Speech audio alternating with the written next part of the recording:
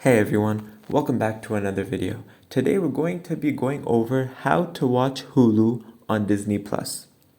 Now, I'd like to point out I do not have Disney Plus available in my region, but I will be showing you how to go ahead and crack this process using a few images. Now, I'd like to say this is the primary page of Disney Plus.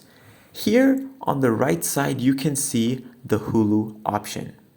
Now, once you click on that option, you will be able to watch all the movies and shows available on Hulu. If you do not have that option, then that means you have not purchased a bundle which includes Hulu. And in order to change that, you would first need to go to hulu.com, or for a quicker process, you can simply click Plan and Prices. Now, once you do, you will have a simple array of plans and bundles available by Hulu and Disney Plus here on your screen.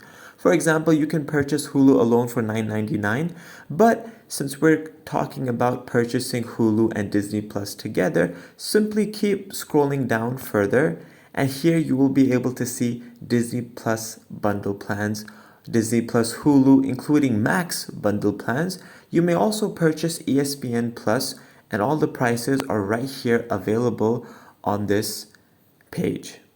I hope this video was helpful. Thank you for watching.